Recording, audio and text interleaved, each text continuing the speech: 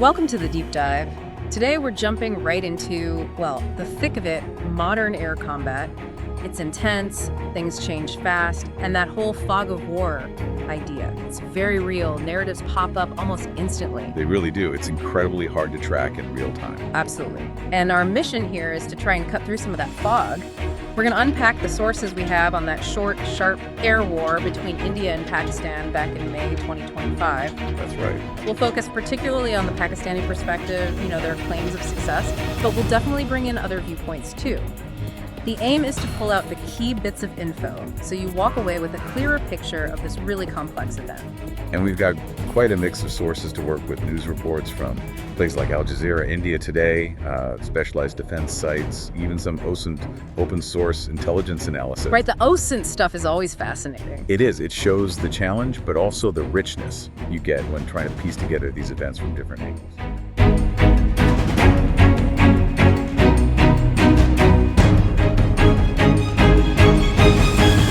Okay, let's dive in. Where did this all kick off? What was the spark? Well, the initial spark seems to be the Pahalgam terror attack on April 22nd. India pretty quickly blamed militants based in Pakistan for that. Okay. But, and this is important, they didn't actually provide solid proof for that accusation, which, made the claim questionable right from the start. Gotcha. So, accusation made, but proof lacking. How did India respond then? They responded pretty forcefully. On May 7th, they launched what they called Operation Sindoor.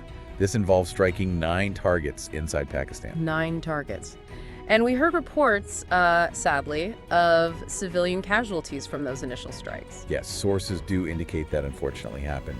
And that initial action is really what triggered Pakistan's immediate counter-response. Okay, so the counterattack, what did that look like? Between May 7th and May 10th, so just a few days, Pakistan launched its own drone strikes, missile attacks, and aerial strikes as well. Wow, so it escalated incredibly quickly. Extremely quickly. It got so intense that the U.S. actually stepped in to announce a ceasefire on May 10th. That was reported by India Today, among others. Just a few days of intense fighting, then a ceasefire. It's kind of whiplash. It really is. Shows how volatile things can get. So let's get to the heart of the Pakistani side of this. This is where it gets really interesting, right? Their claims about the air-to-air combat. Exactly.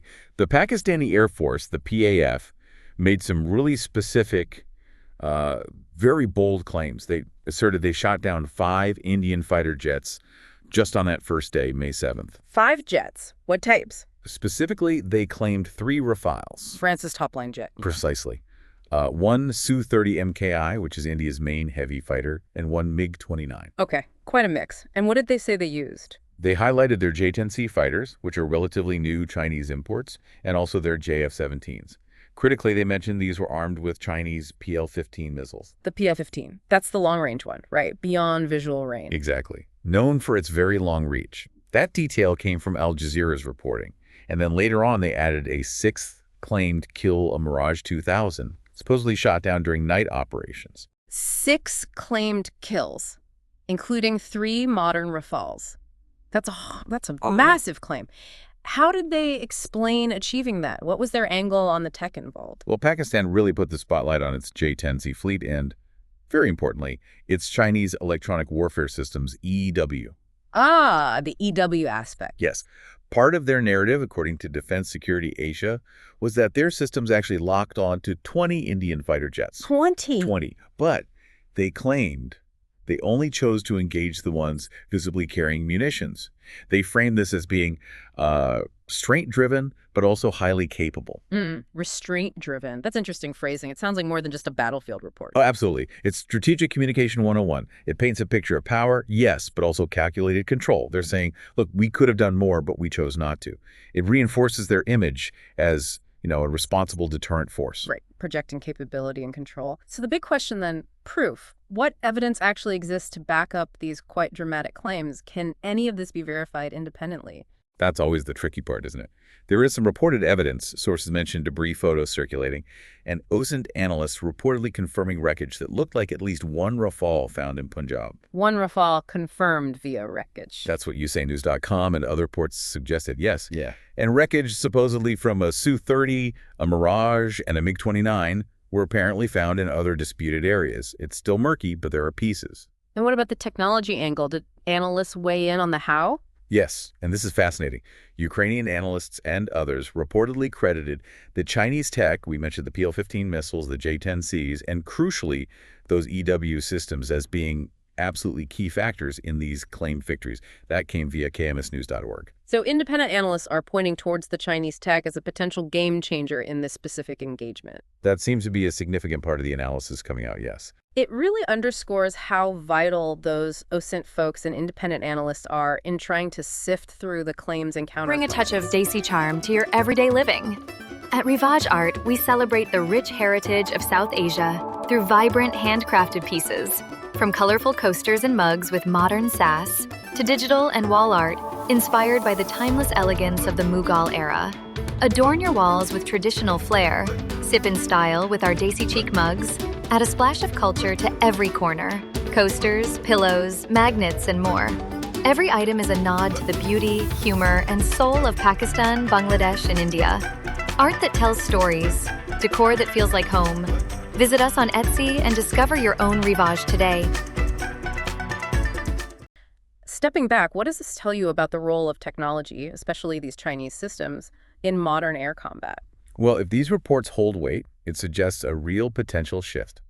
Success with advanced EW and long-range missiles like the PL-15 could mean air superiority is decided electronically, at distance, maybe before traditional dogfights even begin. Making close-in fighting almost obsolete. Potentially, or at least much riskier. It raises huge questions for air forces that rely on older tech or doctrines focused on visual range combat. How do they adapt? That's a critical question for defense planners everywhere. Okay, so that's the Pakistani narrative and some of the supporting analysis. What about India's side of the story? How did they respond to these claims? India's response was, let's say, more reserved. Officials did formally confirm they lost jets. They acknowledged losses happened. But did they give numbers or types? No, that's the key difference. They didn't specify how many or which types, just stated that these losses occurred early on in the opening hours and that they adapted their tactics afterward. That's according to Breaking Defense. So an admission of some losses, but vague on the details. Very vague. Though, it's worth adding, independent sources, U.S., French, CNN reports, did acknowledge at least one Rafale loss. Some even suggested maybe 2 Rafales were downed by the PAF. Defense Security Asia cited some of this. Interesting. But India didn't just absorb claims, did they? They had their own counterclaims about Pakistani losses. Oh, yes, they definitely did.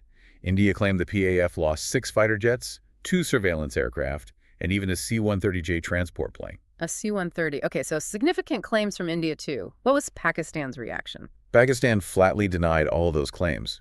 And mirroring the earlier situation, India didn't provide any verifiable evidence for their counterclaims either. Right, so claims and denials on both sides, often without concrete proof being made public. Exactly. It creates this incredibly murky picture, this information fog we talked about at the start. Right. Both sides are pushing their narrative hard. It really begs the question, doesn't it? In this kind of conflict, with information so controlled, how do you, the listener, navigate this? What does it mean when a major power like India stays quiet on specifics? It's tough. You have to look at who is saying what potential evidence exists, even if it's just debris photos analyzed by OSINT, and consider the motivations behind each claim. It's like assembling a puzzle with missing pieces and pieces that don't quite fit. So if we try to summarize the losses based on the PAF-led narrative we've focused on. Okay, so Pakistan claims 5 or 6 Indian jets, down the 3 Rafales, the Su-30, the MiG-29, plus maybe that Mirage 2000.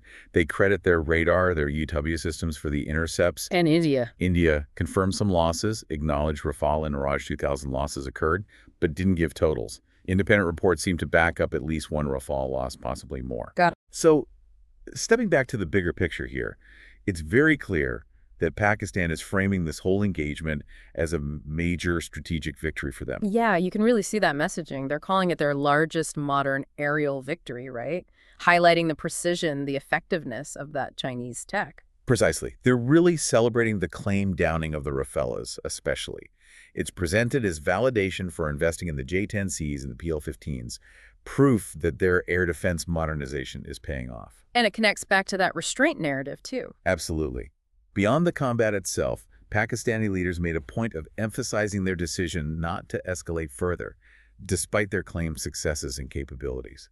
It all feeds into this narrative of being a strategic, restrained deterrent. So they want to be seen as powerful, technologically advanced, but also responsible on the world stage. That seems to be the core message they're projecting.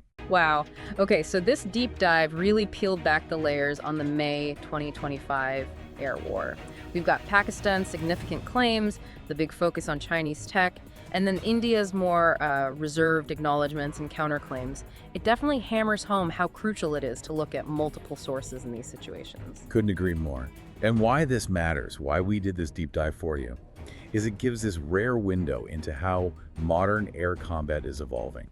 You see the real impact of specific technologies, like that PL-15 missile, and you also see the information war, the strategic messaging that happens alongside the actual fighting. It's a stark reminder of how fast things happen and how quickly those narratives get built and challenged. Absolutely. It's construction and deconstruction of reality, almost in real time. Which leaves us with a final thought to chew on. Considering these evolving air combat capabilities we've discussed, and how information itself is used strategically, what does this clash suggest about the future? What does it mean for air superiority in regional conflicts going forward, especially as advanced tech, like those Chinese systems, becomes more available globally? That's the multi-billion-dollar question, isn't it? Does tech advantage increasingly trump pilot skill or numbers? How does electronic warfare change the calculus? Definitely something to keep thinking about. Thanks for joining us on the Deep Dive.